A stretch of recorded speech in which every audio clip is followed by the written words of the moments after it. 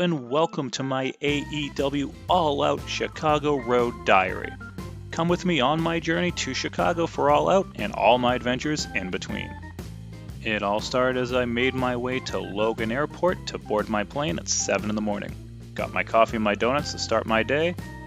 Watched some wrestling, the Countdown to All Out special on YouTube while I waited. And then I was ready to board the plane. And just like that, we were high above the clouds on the way to Chi-Town. My knees did not have a good time. I was really crammed into that seat. As soon as we touched down, I started to get excited for the weekend I had planned ahead. I could not wait to get my Saturday started. Going through O'Hare was pretty cool. They have this automated sidewalk deal with these really cool lights that change color every so often in the ceiling. It was pretty neat. Once I arrived at the beautiful Red Roof Plus in Hoffman Estates, I was ready just to drop my things off at the hotel and get on to where I needed to be to keep my Saturday moving. But the hotel wouldn't let me drop my bags off because my room wasn't ready. So I sat out on the curb for 2 hours and missed We Watch Wrestling Live. It's not off to a great start, guys. Once I was in the room, it was time to relax, watch some Bob's Burgers. Decided to explore a little bit, found out about this gigantic arcade main event, which I'll come back to later on. Grabbed myself a beer and started playing some games. Not too fond of most modern arcade games, but I did find this giant Pac-Man game and this Galaga Assault game, and I played those for most of the night. And that was the end of my Saturday. Started Sunday morning by going to my first wrestling show in 18 months. It was Effie's Big Gay Brunch, presented by Game Changer Wrestling. A really fun show, even though I did get there late. The time change messed with me, so I overslept a little bit. But again, this was a great show. Had a lot of very, very talented wrestlers that I liked a whole lot on it, so I had to be there. Effie is a fantastic promoter, a great wrestler, and he's beloved by the entire GCW fan base. Here's a little bit of his entrance during his before his match with Jake Atlas. Again, a lot of fun at this show. Then it was time to shower and pregame with some delicious local Chicago beer. Had to wear my Moxley Pro Wrestling Crate exclusive t-shirt. Then it was off to the Now Arena. The line was already pretty long when I got there.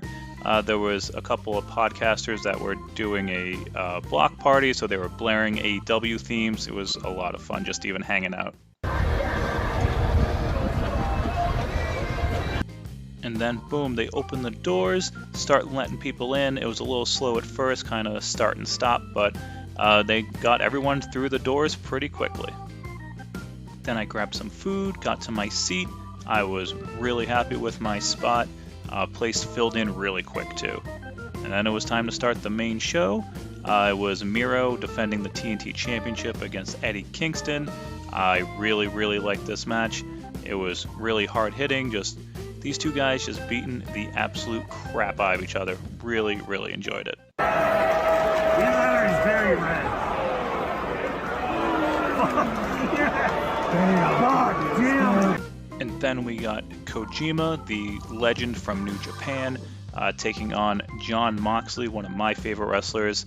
And this was really cool to see Kojima live. As a wrestling nerd, I want to see as many New Japan legends live as possible, so I was so glad that we got to see him. They put on really a good match. It wasn't as hard-hitting as I thought, but it was still really good. And then we got the surprise of Minoru Suzuki coming out, speaking of New Japan legends, and him and Moxley just laid into each other ahead of their match on Dynamite the following Wednesday. Such a cool moment. After that fight, it was time for the Women's World Championship match. Champion Britt Baker versus Chris Statlander. This was a match I was really looking forward to. It really delivered, in my opinion. I really enjoyed it. In fact, I was so into it, I didn't really get too many photos or videos of it, just the entrance. Again, a really, really good match. Really enjoyed it.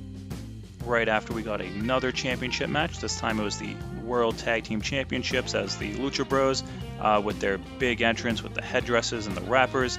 Really should have expected who was going to win this match just based on the entrances alone. It was very, very cool. And the Young Bucks came out with their posse and they got their streamers, and that was pretty neat too. This match was exactly what you'd expect from these two teams. Nothing but high spots. High octane action the entire time. Crowd loved every single second of it. Some really cool spots like this back cracker in the corner was pretty cool.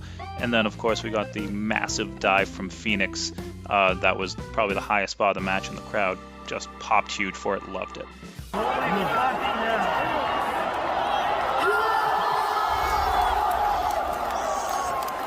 After they crowned new tag champs, it was time for the Women's Casino Battle Royal, which I really enjoy. I really like the concept. Abaddon is the best. Look at how awesome she looks. I love her. Of course, the big story from that match was the debut of Ruby Soho. Crowd popped huge for it, singing every word to the Rancid song as soon as it came on.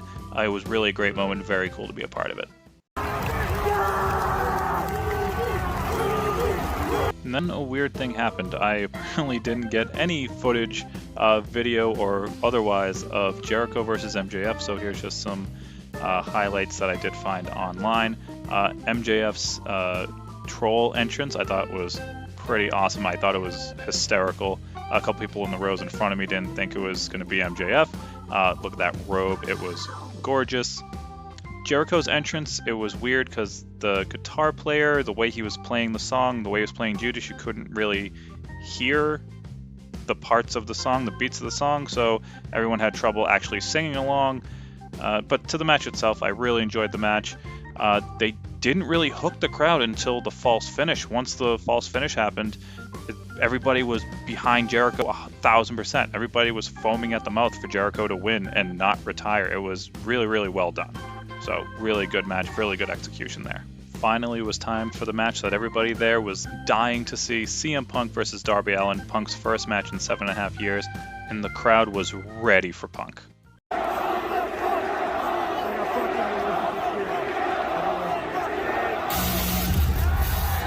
Cult of Personality hit, and the place erupted, and out came the god of Chicago Pro Wrestling, CM Punk himself.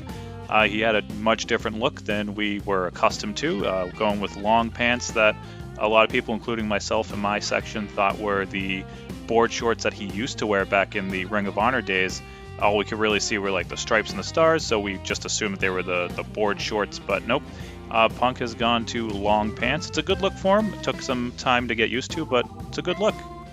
It was really exciting for me to be there for Punk's first match in 7.5 years.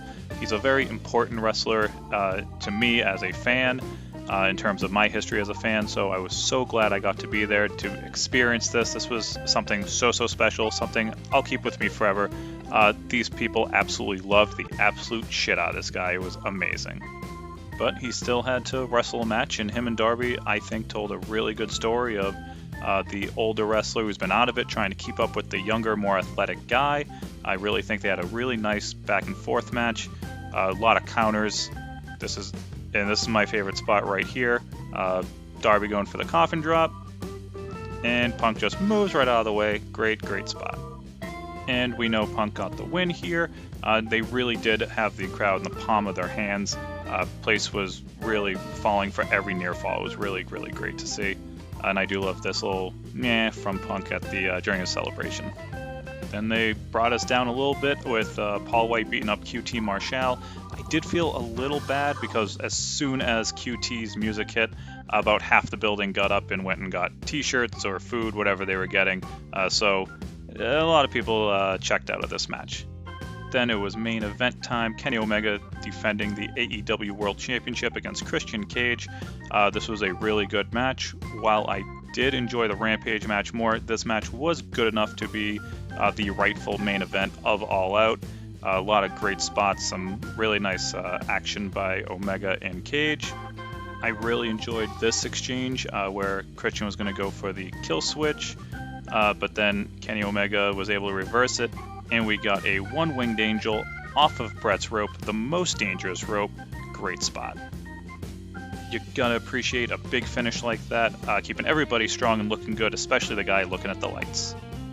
During Kenny's post-match, it was our cavalcade of surprises, starting with Adam Cole Bebe. Not who everybody was expecting to see at first, but I think once Cole made his intentions known, everybody knew what the next surprise would be. But didn't stop us from freaking the hell out. Please don't mind the camera shakiness as I was losing my mind for my favorite pro wrestler of all time, Bryan Danielson, coming to my favorite promotion probably of the last 10 years. Bryan Danielson is All Elite. I knew it was going to happen, but I was still so amazed that I got to be there to see it. And we ended the show with Bryan sending the crowd home happy.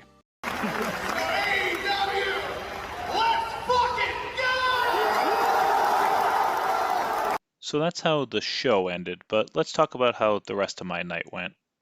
So remember how I said we'd talk about main event again? Well, here it is. So this was where you had to go wait for Ubers after leaving the Now Arena. So it was me and about 500 other people. I tried and tried to get an Uber and a Lyft, and my phone went from about 28% battery down to about 10% battery very, very quickly. And next thing I know, it's dead and I don't have a charger. So I start thinking about my options. I try to find somewhere to buy a charger.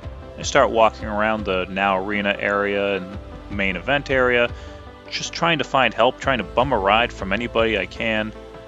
Thankfully, I bumped into two guys, Steve and Jeff, who just so happened to be staying at the same hotel and were also having trouble getting a rideshare. So after a couple more failed attempts and another about 20 minutes or so of waiting around, we decided to walk back to our hotel. So I walked down the side of a highway in the middle of the night with two strangers, very cool strangers, wrestling fans, but strangers nonetheless, back to the hotel. We got back to the Red Roof about 2:30 in the morning. For Steve and Jeff, I am incredibly thankful. And then I went to bed to get up for my flight in the morning. And if that experience taught me anything, it's that we're in this together, wrestling fans. Whether we like it or not, we're a part of this weird little fandom, this weird world, and let's stick together. Even with everything that happened during the trip, I'm so glad I went. I'm so glad I was there to experience something so special and such an incredible show overall. Thank you, Tony Khan. Thank you, AEW. Thank you, Chicago. And I cannot wait to watch Full Gear from my couch. I'm Scott. Thank you for watching. I'll be back to my usual content in a couple of weeks. I'll also have some announcements and pretty cool changes coming to the channel soon, so keep an eye out. Thanks again. Talk to you soon.